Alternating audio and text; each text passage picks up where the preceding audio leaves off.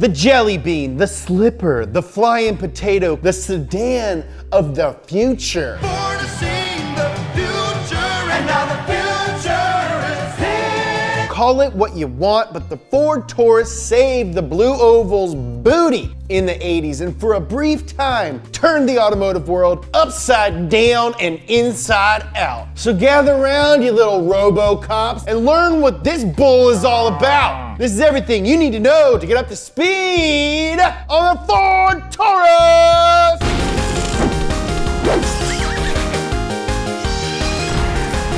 Thank you to Turo for sponsoring this week's episode. If you haven't checked it out yet, Turo is the easiest way to drive sick cars without the hassle of going to a car rental place. Plus, it's legitimately way cheaper. Turo's available in over 5,500 cities. You can choose from over 850 makes and models. Seriously, name it, they have it. You ever tried to rent a Porsche from? It's very hard. You ever tried to rent a Porsche from Turo? Very easy. Click the link below and sign up to get $25 off your first trip when you enter the promo code SPEED. That's SPEED, S-P-E-E-D. By 1985, Ford was $3 billion in the red and going nowhere fast. North American consumers were crushing on them Japanese cars more than Godzilla's little piggies. Japanese manufacturers were considered much more reliable and fuel efficient than their Detroit counterparts. And to make matters even worse, Henry Ford II, aka Hank the Deuce, had insisted Ford stay the disastrous course of developing boxy, chromed out, overweight, and inefficient vehicles like the LTD, which is actually a very sick car. I want one very badly. Fortunately for shareholders and employees, Hank the Deuce, who retired just as a dude by the name of Louis Veraldi started developing a revolutionary mid-sized sedan that could help Ford compete with the imports. He nicknamed the project Taurus after his wife, not because she was like a bull, but because Taurus the bull was her astrological sign. Louie, honey, what's my horoscope say? Let me see here. Taurus, with Mercury in retrograde. Don't be surprised if your husband develops a nameplate that sells over 2 million units in the first generation of production and single-handedly saves Ford from bankruptcy. Huh, do you actually believe this nonsense? But it turns out it wasn't nonsense. Veraldi implemented a team mentality by gathering all the production department's designers together so that they could design the car from the ground up. This minimized internal competition and increased the overall reliability and cohesiveness of the design, because teamwork makes the dream work. While team design is a standard practice now and potentially ruined cars, in the 80s it was as groundbreaking as Henry Ford's original moving assembly line from 1913. The result was a front-wheel drive sedan and wagon variant that focused on build quality and futuristic styling, and the car sold like hotcakes when it launched in 1986. Now there's an American car with the shape and the feel we've never seen before. Taurus. Do people still buy hotcakes? That seems like a bad analogy these days. Coffee makes more sense, or meth. So the 1986 Taurus sold like meth. But why? Well, first off, it looked like something from the future. Design elements like flush glass and bonded frameless quarter windows hadn't been done before. In fact, Ford was worried that the design was a little too futuristic for consumers, particularly the nose, which did away with the conventional grille and opted for a bottom feeder design instead. It was so futuristic looking that RoboCop drove one in the 1987 smash hit RoboCop. Dead or alive, you're coming with me. But soon, Ford's worries subsided as customers flocked to dealerships and demanded they sell them the curvy mid-sized sedan. The completely new Taurus came with completely new engines, like the fuel-efficient 2.5-liter HSC, which stood for high swirl combustion. It was a 4-cylinder, which pumped out 90 horsepower. The optional Vulcan 60-degree V6, which bumped out 140 horsepower. And in 1988, the top trim line came with the Essex 90-degree V6, which was good for a solid 200 horsepower. The handling was also sweet, as Ford incorporated independent suspension and McPherson struts in order to give auto journalists something to write home to mommy about. Dearest mother, I am writing to tell you I just drove the soon-to-be-released Ford Taurus station wagon and can say with the utmost confidence that it handled better than the Audi 5000. Say hi to Jimbo and Grandma for me.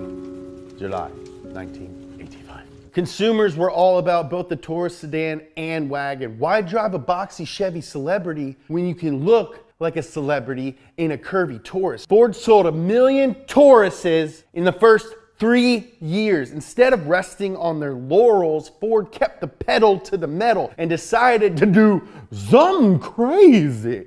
They threw in a Yamaha 3-liter V6 iron block aluminum head 24-valve dual overhead cam engine with an innovative variable length intake manifold that revved to 7,000 RPM. Lightning! The engine was originally developed for a mid-engine 2-seater to compete with the Pontiac Fiero and Toyota MR2, but that got scrapped. So Ford put them in the Taurus starting in 1989, 6 years before Post Malone was born. They named it the Show, which stood for super high output. The Show was good for 220 horsepower and was coupled with a sick 5-speed manual developed by Mazda. By the time Ford launched the second-gen model in 1992, the Taurus had become the best-selling car in North America. Despite being a completely new design, the second-gen looked more like a first-gen refresh. The Show got an automatic transmission, and you can occasionally see Conan O'Brien driving his '92 Show around LA. To this day. In its day, this was quite a sexy car. Do you believe that? No. Despite strong sales numbers, Ford didn't want the design to get stagnant, so they asked designer Doug Gafka to make something that looked way different than their best-selling car in America while maintaining the oval theme. The third generation was released in fall of 1995 for the 96 model year, and it is probably the most 90s car that is ever 90s. Longer, heavier, and bubblier. Gafka took the Jelly Bean design to the extreme, eliminating anything that resembled a straight line, and unfortunately also eliminating the consumer. It looks the exact same this way or this way. You could move the dash to the back and drive it and it would look exactly the same. Less than half of third-gen Tauruses were sold to the public, making the Bubble Taurus Rex the king of the fleet cars, as that's where most of them were unloaded. My dad had one that his boss gave him. The third-gen Show was also a bit of a dumpster fire because they did away with the manual transmission and gave the car a 3.2-liter V8.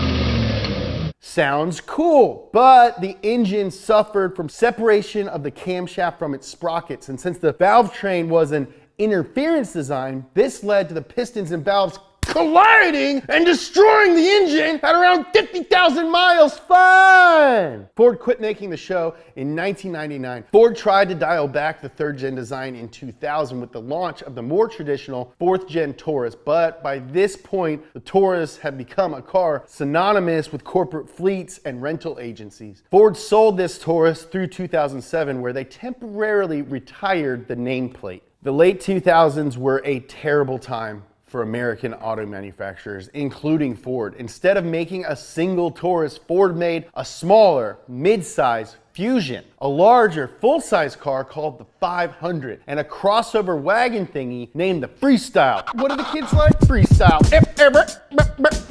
While the latter two cars sold well in other parts of the world, nobody wanted a 500 or a Freestyle in North America, so Ford tried to win back consumers by renaming them the 5th-gen Taurus and Taurus X. Nobody cared, and still nobody liked it. Ford went back to the drawing board and relaunched a fully redesigned 6th-gen Taurus in 2010. Gone was the mid-size everyman's car. Now the Taurus was a full-size highway destroyer.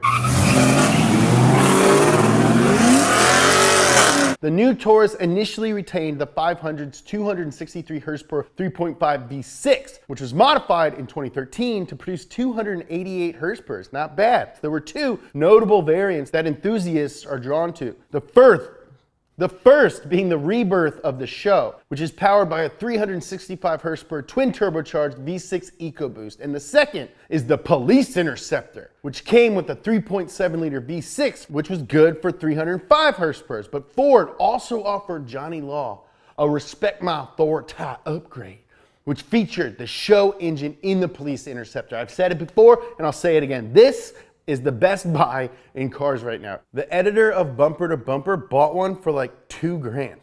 Despite the cool variants, the Taurus never regained its footing in North America. And on March 1st, 2019, the last Taurus rolled off the assembly line. As my hero, RoboCop, would say, hasta la vista, baby. Thanks for watching Up to Speed and everything else on Donut. Follow me on Instagram and Twitter at James Pumphrey. Follow Donut on Instagram and Twitter at Donut Media. Watch this episode of my son Nolan's show about the cheapest ways to go fast in a straight line. And watch this episode of my other show, I Love You. I'm not scared anymore, I love you.